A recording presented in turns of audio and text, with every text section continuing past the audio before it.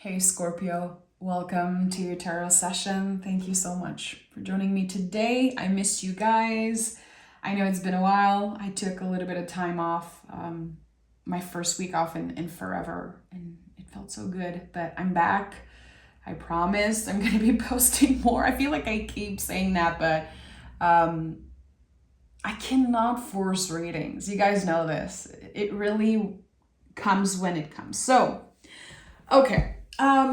Before I start, I just want to remind you there will be an extended to this reading. I'm back on Patreon. I relaunched on my birthday, and the relaunch has been going beautifully. You guys are actually one of the biggest supporter out there. Like, your last extended was a success. I'm so happy about that. And I'm trying to build a smaller community up there because some of my favorite creators had their channel removed, like out of the blue, no warnings. So if anything happens, you know I'm on Patreon. There's an option there to subscribe for free. And there's, of course, options where you can pay a monthly fee and receive it all extended. You can get the tarot lessons and everything. And yeah, that's it. So join me there. Go check it out. I made sure to post some stuff for free. There's a podcast episode. There's a bunch of mystery readings. And yeah, okay. Do you see how comfortable I am when I'm trying to, promote something? I hate it. I can't wait to be in that space where everyone knows that there's an extended, that they can join me on Patreon. I can just shut up about it. I want to focus on the sessions. So thank you. Thank you for listening and for being patient with me. Okay, Scorpio. What is the general energy for Scorpio? Scorpio, I've been thinking a lot about you, Scorpio. I've been thinking a lot about you. King of Cups. Temperance and the Sun is at the bottom of the deck. Interesting. Those two cards are so connected, and it's weird that they coming up together because I've been journaling a lot about those two cards because I believe the Temperance is the alchemist and King of Cups is alchemy itself. I don't know if you've ever noticed, but he's floating on water. And when I say like King of Cups is alchemy itself, to me it's creating change, your ability to create change. Really, that's what alchemy is, It kind of exists because we wanted to create change, to change things. And there's something with the King of Cups really about living your teachings, living those lessons, embodying them, those emotional lessons. When I see this, I know that whatever mistake you made in the past, you're not going back. There's a sense of, I learned, I know better now. And of course, you can still be nostalgic. You could still miss someone or kind of reminisce or be in the space of nostalgia sometimes because you're a Scorpio, you're fixed water. I think that you can be a very nostalgic sign. I'm a Scorpio rising. You guys know how much I love you guys also. And I don't think nostalgia is so bad. I think that nostalgia has a bad rep for some reason, but like my past is my favorite story.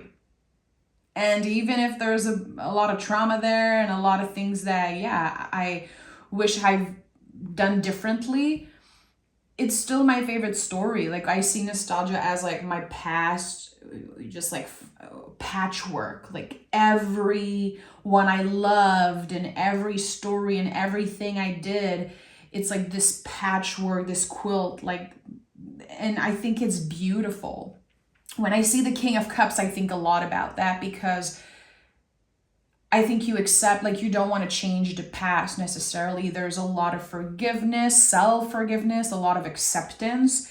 And whatever you have learned, you're now able to transform something, to alchemize something. Again, Temperance is the alchemist.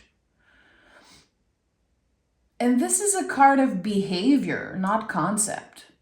It really is a card of behavior. How, again, we know better now, so we're not going to do the same thing. We have broken the cycles and we are better version of ourselves, really. Let's say it, let's put it that way.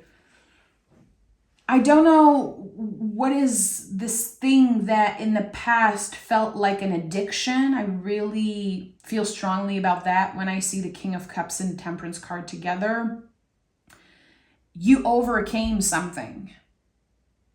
You overcame inner demons and you alchemized something. So what are you doing now? How are you showing up in the world? How are you, again, living your teachings? And this is so connected to the mind, body, and soul. And it requires, us living one day at a time, taking one step at a time, and trusting that we are on the right path, trusting that our future self will make wiser decisions. This is about a wise person, a wiser person, someone who's guided towards more clarity also. And for some reason, I feel like you are the one bringing clarity in another person's life. And seeing the sun at the bottom of the deck, and it's here again. Very interesting. Yeah, that's my confirmation. You are bringing closure into someone else's world. Bringing clarity for someone. Did you reach out to someone? Did you send nice words or even just thought, like thinking, wishing them well? They feel it. They received it. They are in a receptive state with the Empress. Don't underestimate how you just showing up for someone, even if it's just energetically, don't underestimate how good it can make them feel. Someone was in the dark for a very long time, and I don't know if it's you or if it's another person. And I don't want to make this reading about someone else because this is all about you, Scorpio. But I've talked a lot about the darker side of Venus. And the Empress showing up with the Six of Swords and Four of Swords. It's kind of bringing back those messages that have been living in my mind rent-free about, again, the darker side of Venus and how sometimes we will endure something because we want to get satisfaction in the end. Because in the end, we might receive pleasure. So we put ourselves through things that are just very uncomfortable and sometimes toxic, quite toxic for us. And here, seeing that the Six of Swords, is about moving on. The Four of Swords is really the rest after difficult times.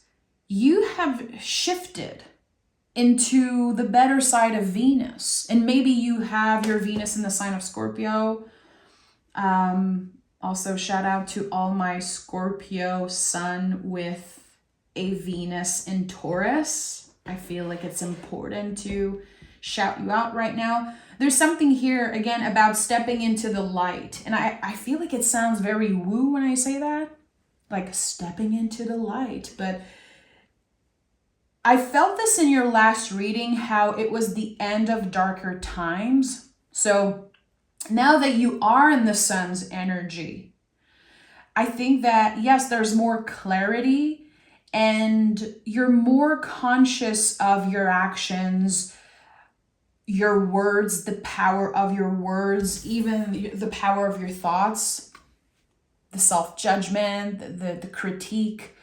I think you're way more careful when it comes to how you speak to yourself and maybe how you speak to others. I see Scorpio, and my experience with Scorpio is a very lovely and soft one. I don't see you guys at all as like mean or manipulative. I know like some people have some bad experiences with Scorpio, And you guys sometimes have a bad rep. Like as a Scorpio rising myself, I've noticed that we have a lot of haters. And I do feel it's because we are very comfortable with our darker side. Like we don't want surface level conversations. It's like very boring for us to, like the small talk and all of this. It's like, I don't know, I feel like sometimes people get a little scared when they start connecting with us because they can start projecting, and if they're not conscious of their own emotions, they can start projecting. And I'm not pointing fingers and saying that everyone else is the problem, but you really are kind of a mirror for other people's darkness. And I think that's one of the reasons why you have a lot of haters, because you can make people feel quite uncomfortable if they are unhealed or if they are avoiding their own darkness, their darker side. So here with the Six of Swords, we're moving on. We're moving on to calmer waters. The swords are not weighting down the boat. This is such an important symbol, and I always point that out because I feel like sometimes we start believing that because we made mistakes in the past, it's taking some of our value away as a person, as a partner, as a friend, as a family member, as a coworker, as a human, and it's not the truth. It's not the truth. I don't care what you have done in your past. I don't care if you have the deepest, craziest regrets. It doesn't take any of your value away. What are you doing? Again, like how are you showing up as the alchemist and using those life lessons and maybe those regrets, quote unquote, regrets. I know some people get very uncomfortable with the words regret. They're like, I don't have any regrets, no regrets. But I think that there's something here that, yeah, maybe you regret, or there could also be the regret of not doing enough. There could be unfinished business. Clearly, we've moved through the Three of Swords. And that's why we are in the Four now. So, did you have an experience where you wanted something to happen and it didn't? Where there were so much things left unsaid and so much messiness and your heart was hurt? And I think it's probably like, I do feel like there was reciprocity, especially with the Empress, but I feel like there's a lot of things left unsaid. A lot of things that were left unsaid in the past in a relationship, and you had to accept, you had to kind of move on. But I think that you did not give yourself that break until very recently. The way I'm perceiving the Four of Swords is that it took a very long time for you before acknowledging that you needed a break. You needed to distance yourself from probably a lot of people.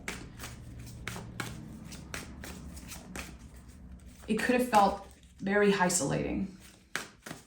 I think that there's so much that you have been through in the past 5 years that, yeah, it shaped you clearly. It made you the alchemist. But so much has been kept secret. And there's pain there. There's kind of pain and grief in the secret of it all. Hierophant, again, this Venus energy, it keeps coming up.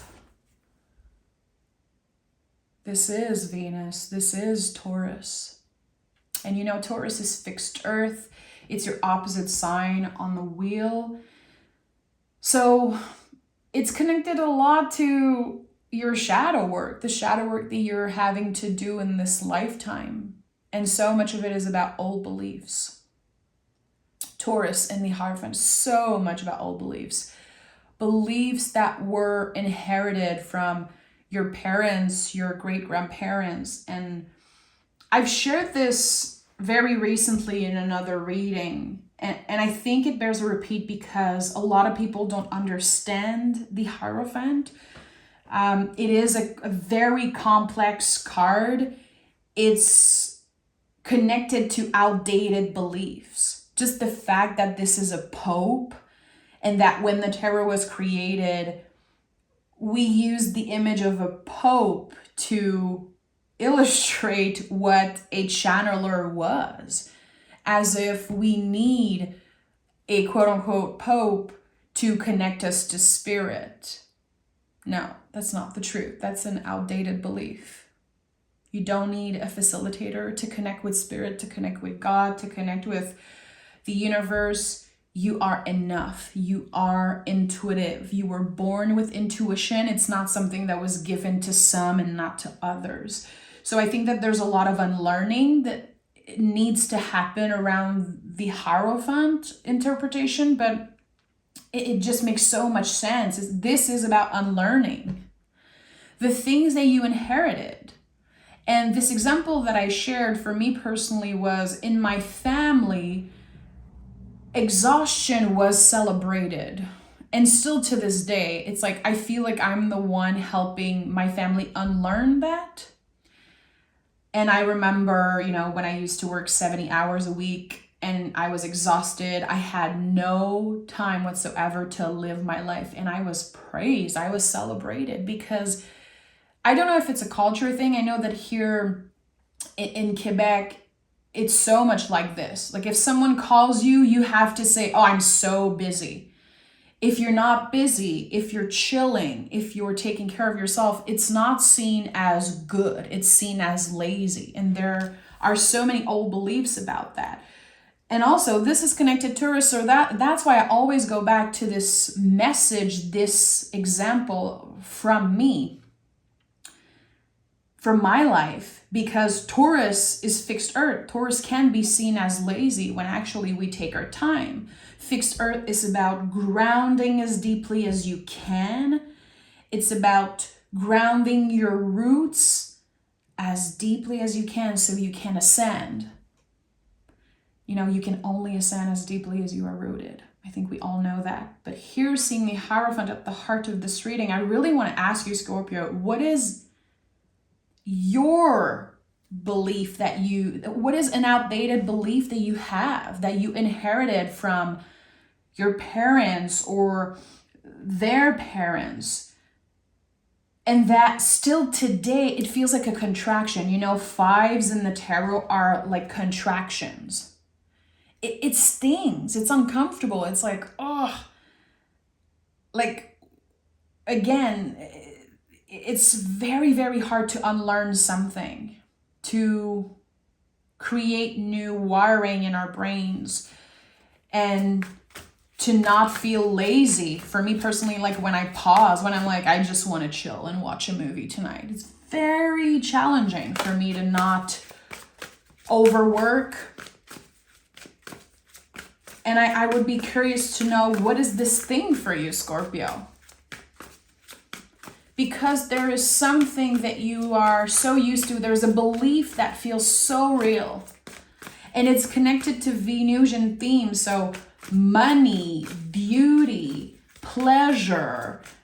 Pleasure is your birthright, but a lot of people are not choosing pleasure first. There's like shame around that. Like we need to suffer for everything. And life is suffering. Don't get me wrong. I'm very aware that life is so much about suffering, and this is how we grow.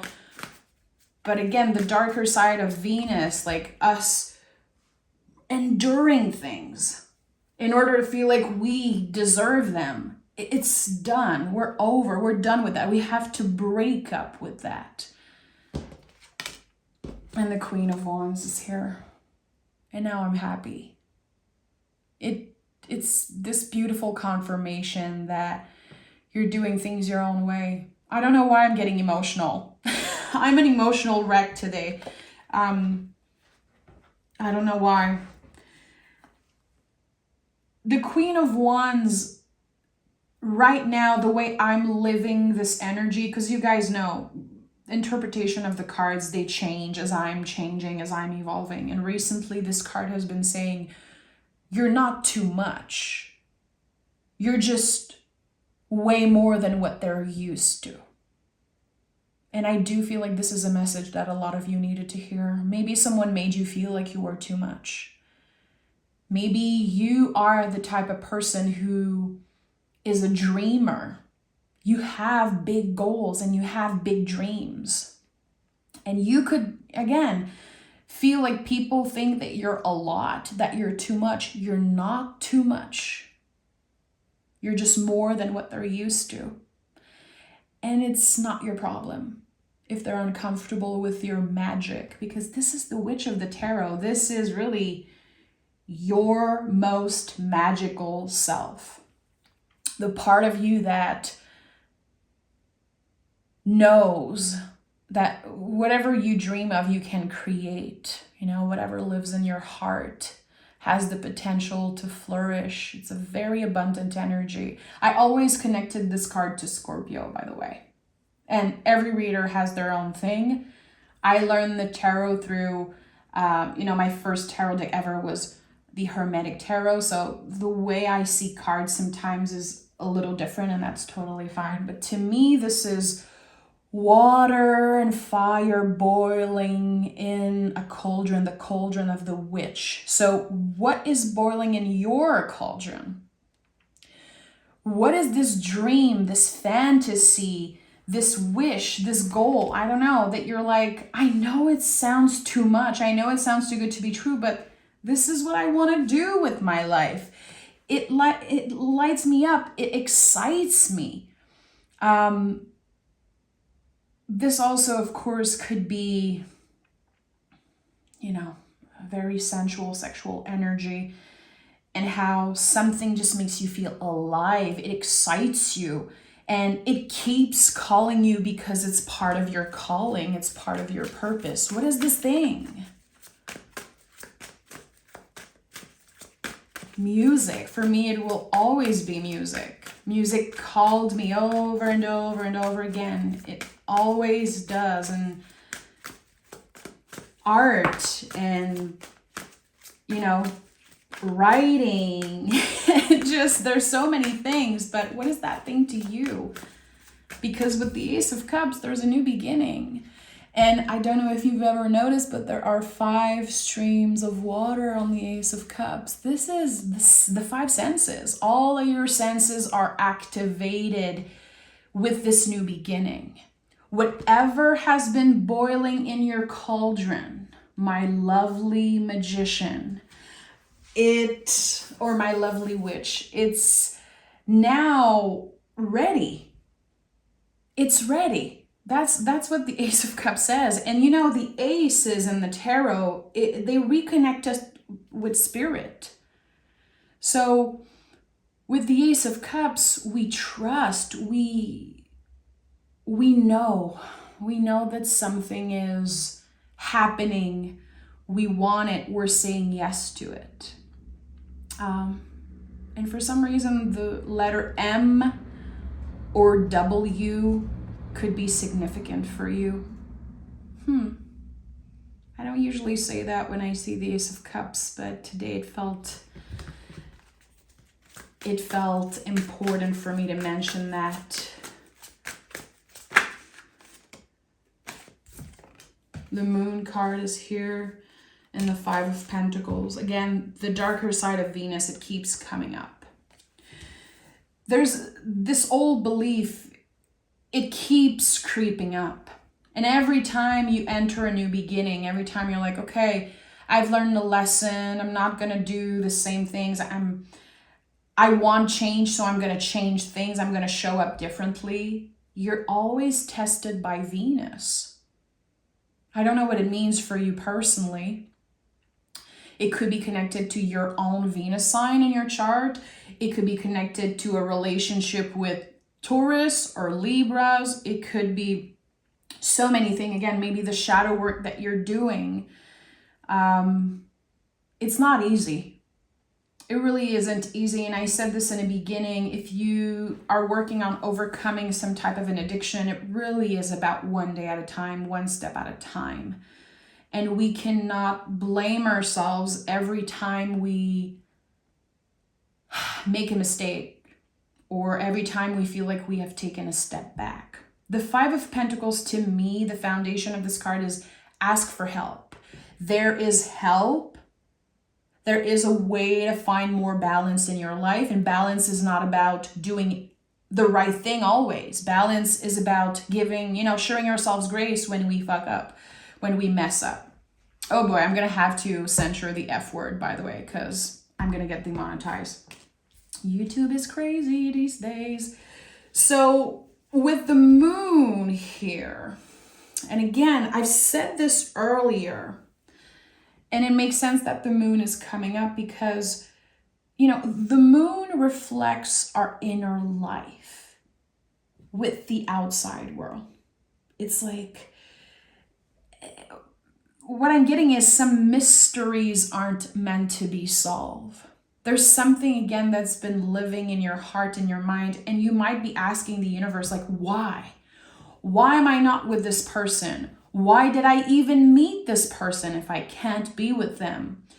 Or why is it taking so long for my dream to manifest? Why am I always being called by this wish, by this thing?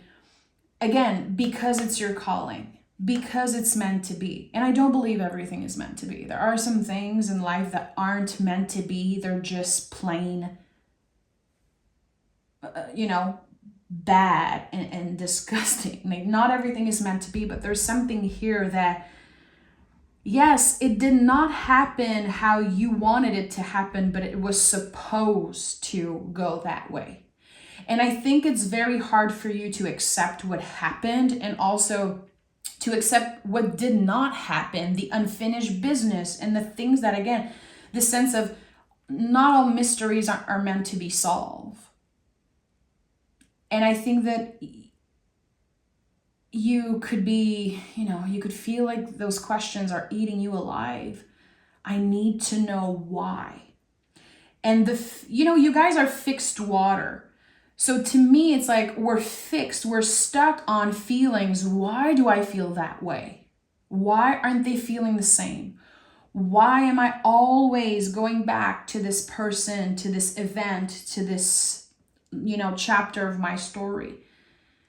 And I think that it's a testament to how much you cared. That you really cared. You really loved someone or something at one point. And that, yes, there was definitely disappointment, but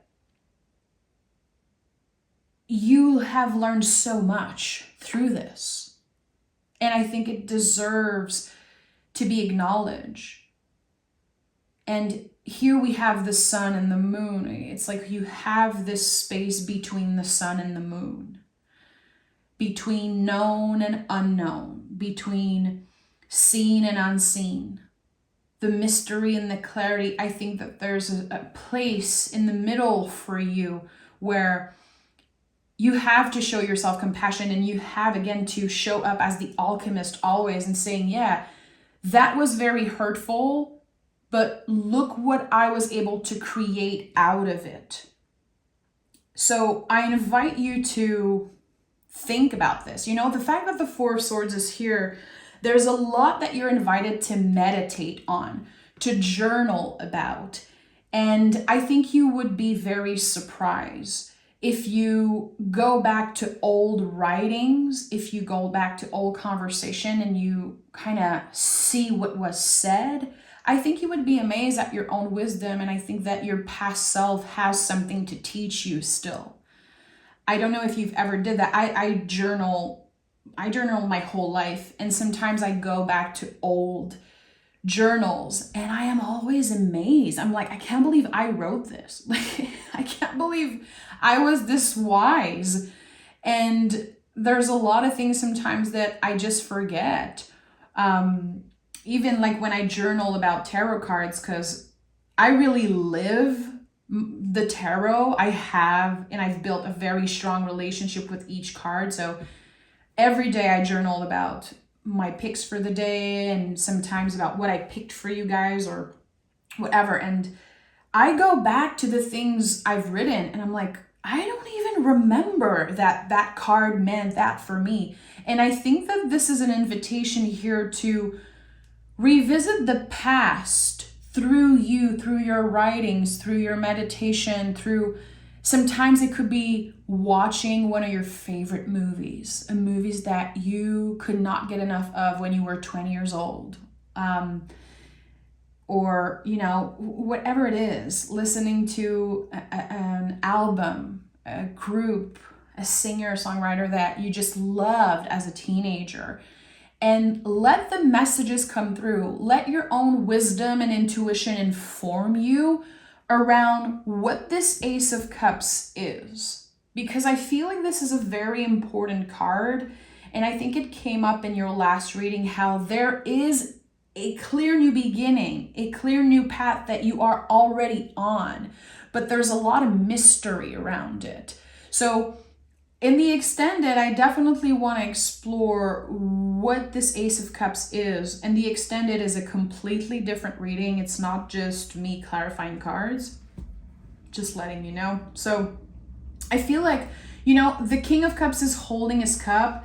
Temperance is pouring water with 2 cups. You already have this Ace of Cups. It's already yours. And I want to know what will come out of this cup.